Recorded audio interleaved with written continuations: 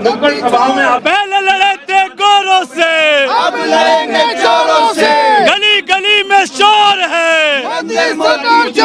कहाँ से आए हैं? देहरादून उत्तराखंड। देहरादून से। आज रैली है राहुल जी की कि वोट चोर गद्दी छोड़, क्या उन्होंने चोरी करी है वाकई में? ऐतिहासिक चोरी इस देश में अगर कोई करने का काम कर रहा है तो वो देश के अंदर बैठी भारतीय जनता पार्टी की सरकार कर रही है। वो कहते हैं कि वो लोगों के दिलों में घर बना रहे हैं। अगर लोगों के दिलों में घर बना रहे हैं तो वोटों की डकैती डालने की जरूरत क्या पड़ रही है? जिस बिहार में बिहार की जनता वहाँ के उप मुख्यमंत्री को झाड़ू जूते मार के, चप्पल मार के, गोबर मार के भगा देती हो, जिस बिहार के उप मुख्यमंत्री सम्राट को वहाँ की जनता गांव से खदेड़ देती हो, जिस सरकार के मंत्रियों को, जिन सरकार के विधायकों को, जिस भाजपा के तमाम नेताओं को बिहार की जनता जूते चप्पल मार के भगाती हो और वहाँ ऐतिहासिक भारतीय जनता पार्टी की जीत हो और उस पर ज्ञानेश कुमार जो निर्वाचन आयोग के आयुक्त और वो मौन हो, तो ये साबित होता है कि वोटों की चोरी नहीं डकैती हो रही है। और ये डकैती है, इनको डर है कि जिस तरीके से राहुल गांधी जी लोगों के दिलों में अपना घर बना रहे हैं, जिस तरीके से लोगों के आम जनमानस की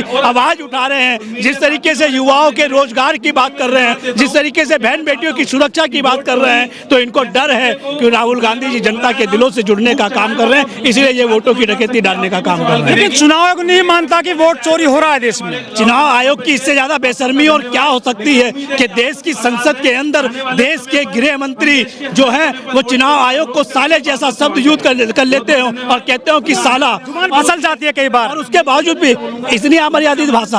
आप देश के गृह मंत्री हैं, संवैधानिक पद पर बैठे हैं, जिम्मेदार पद पर बैठे हैं और ऐसे पद पर बैठकर इस तरीके की भाषा यूज करना ये बताता है आपके संस्कार और ये साबित ये भी करता है कि चुनाव आयोग कहीं ना कहीं संदिग्ध के घेरे में है। अगर चुनाव आयोग पाक है, अगर वो दूध का दूल्हा है तो वो जांच कराए, हम तो कह रहे हैं। मोदी जी लेकिन चुनाव आयोग कह रहा है कि ये जो आरोप लगा रहे हैं ये आरोप सिद्ध नहीं कर पाए हैं अभी तक। हमने तो लगातार सबूतों के साथ राहुल गांधी बौखलाहट है आपकी। राहुल गांधी जी ने पूरे पुख्ता सबूतों के साथ 7-7 फीट का ऊंचा जकीरा वोटों का, ये देखिए कि उत्तराखंड में रहने वाला व्यक्ति बिहार में जाकर वोट डालता हो, दिल्ली में रहने वाला भाजपा का नेता वो बिहार में वोट डालता हो और अब बंगाल में चुनाव होगा, वो बंगाल में जाकर भी चुनाव मांगेंगे और बाकायदा प्रमाण के साथ, फोटो के साथ, उन्हीं की फेसबुक और सोशल मीडिया की पोस्टों से चुनाव आयोग को दिखाया गया। पर चुनाव आयोग इतना बेशरम कि वो, और इनके रिश्ते के बारे में कौन नहीं जानता ज्ञानेश कुमार के, सहकारिता विभाग में अमित शाह के साथ लंबे समय तक सचिव के पद पर है और अमित शाह गृह मंत्री देश का इस तरीके का शब्द यूज करता और उस पर भी मौन रहना, ये रिश्ता क्या कहलाता है ये आज आम जनमानस जान चुका है। लोकतंत्र मजबूत कर रही है मोदी सरकार, ऐसा कहते हैं वो। लोकतंत्र को तार तार करने का काम कर रही है। जिस देश में वोट मिल रहा है, जिस देश में बलात्कारी के आरोपियों के छिटने पे उनका राज तिलक हो जिनके संरक्षण में, तो आप समझते हैं कि लोकतंत्र और संविधान मजबूत हो सकता है। आप लोगों को गुमराह कर रहे हैं, ऐसा कह रहे हैं एसआईआर के नाम पर। जो आपने कहा था कि यहाँ पे जो है नाम काटे जा रहे हैं, वो तो जो लोग गुजर गए हैं या जो चले गए हैं छोड़ के नाम हटाए जा रहे हैं बड़ी ईमानदारी से, ऐसा कहते हैं वो तो। 2 दिन पहले बिहार का उत्तर प्रदेश का एक किस्सा बताता हूँ आपको कि वहाँ पर कुत्ते का नाम भी वोटर लिस्ट में है। अब हम क्या बरगलाने का काम कर रहे हैं? हम सुसाइड कर गए हैं। सुसाइड वाकई में 30 से ज्यादा बीएलओ ने, आखिर आप किस तरह का दबाव उन बीएलओ पे बना रहे हैं कि वो बीएलओ आत्महत्या कर रहा है, कोई जहर खा रहा है, कोई सुसाइड किसी तरीके से कर रहा है, कोई जो है अपनी ड्यूटी हटाने के लिए जो है अगुवाई करता है। अब आप समझ सकते हैं कि किस तरीके से दबाव बीएलओ पर जो है बनाया जा रहा है, किस तरीके से बीएलओ पर जो है दबाव बनाकर उनसे जो है उनके दबाव में काम लिया जा रहा है। और वो खुद कह रहे हैं, उत्तर प्रदेश के अंदर मुरादाबाद में जिस बीएलओ ने सुसाइड किया, उसने सुसाइड नोट पे लिखा कि मेरे पर जो है दबाव डाला जा रहा था और मैं पर उस तरीके के काम नहीं कर सकता। कांग्रेस लगातार चुनाव हार रही है, बम्बई महाराष्ट्र हारा, हरियाणा हारा, दिल्ली हारा, और बिहार में भी जो है अब नहीं बन पाई सरकार। आप लोकतंत्र के 2 पहलू हैं, एक सिक्के के 2 पहलू हैं। इसी देश के अंदर 60 साल भारतीय जनता पार्टी ने चुनाव हारा। अगर आज राहुल गांधी जी पिछले 2014 से लेकर 2024 तक अगर हारने की कामयाबी नहीं मिल रही है राहुल गांधी को, निश्चित तौर पर कामयाबी मिल रही है। हम 24 में 44 पे थे और हम 100 पर आ गए तो इसे कामयाबी नहीं मानेंगे।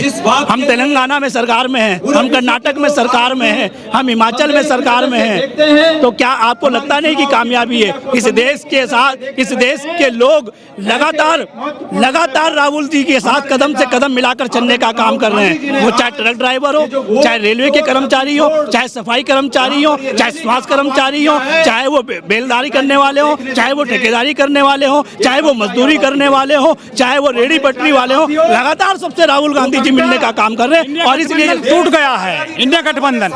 अगर अमित शाह और मोदी जी इतना काम कर रहे हैं तो राहुल गांधी जी ने संसद के अंदर उन्हें चैलेंज किया कि आप मुझसे सिर्फ 3 बार डिबेट कर लीजिए, 3 बार आप प्रेस वार्ता कर लीजिए। केरल में भी एंट्री कर गई है बीजेपी। कल केरल में जीत गए हैं वो मेयर चुनाव, वो मेयर, और कर्नाटक में और तेलंगाना में। जो है बंगाल की बारी है, बंगाल की, तमिलनाडु की। देखिए जिस तरीके से वोटों की डकैती हो रही है, उस डकैती से आप कुछ भी कर सकते हैं, पर आप फर्जी आरोप है सर ये।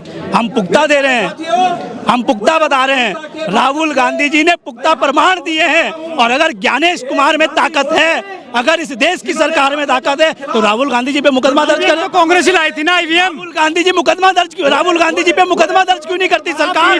अगर राहुल गांधी जी आरोप लगाने का काम कर रहे हैं तो सरकार में कौन बैठा है? मोदी जी, अमित शाह जी, आप मुकदमा दर्ज करिए ना उन पे कि वो झूठ बोल रहे हैं, षड्यंत्र पर गला रहे हैं। अगर आप दूध के दूल्हे हैं तो मुकदमा दर्ज करिए राहुल गांधी जी पे, क्यों नहीं कर रहे हैं? ईवीएम तो कांग्रेस लाई थी ना 1989 में। निश्चित तौर पे कांग्रेस लाई, पर कांग्रेस ने ईवीएम का लाभ नहीं लिया, कांग्रेस ने उसका इस्तेमाल नहीं किया, कांग्रेस ने कर्नाटक में जीत गया, कांग्रेस ने उसका गलत प्रयोग नहीं किया, कांग्रेस ने कभी ईवीएम का गलत प्रयोग नहीं किया। अगर आप इतने ईमानदार हैं तो आइए ना, विपक्ष के साथ खड़े होइए।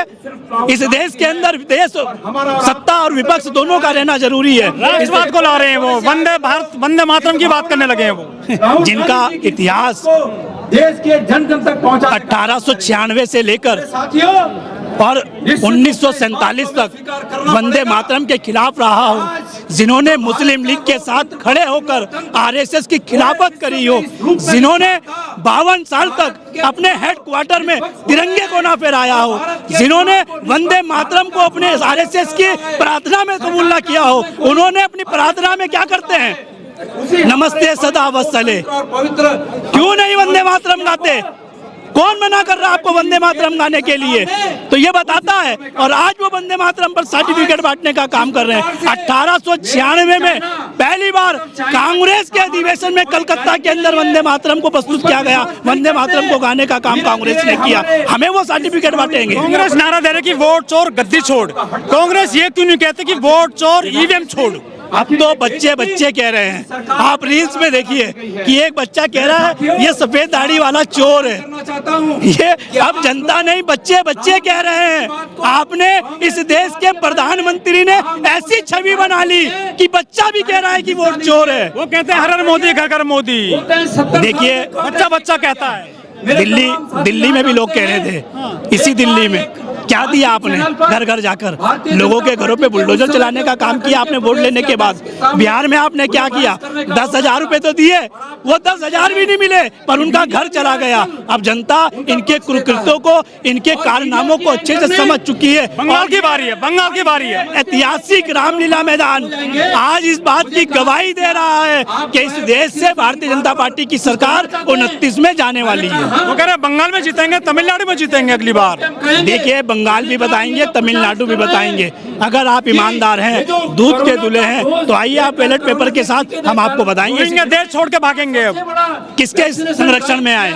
जवाब दे। ये झूठ है। 11 साल से इस देश में किसकी सरकार है? वोट हटाए जा रहे हैं। किसके सरकार है मैं पूछ रहा हूँ आपसे? हमारी कांग्रेस की, सपा की, बसपा की, आम आदमी पार्टी की सत्ता में आप बैठे हैं। और अगर आपके संरक्षण में घुसपैठियां आ जाएं, रागियां आ जाएं, तो फिर आप कर क्या रहे हैं? आप कह रहे हैं मैं चौकन्ना हूँ। अरे आप चौकन्ने नहीं है, आप चोर हैं। समय की सरकारों ने मुफ्त में चोर है मोदी जी, चोर हैं, चौकन्ने नहीं है, चोर हैं।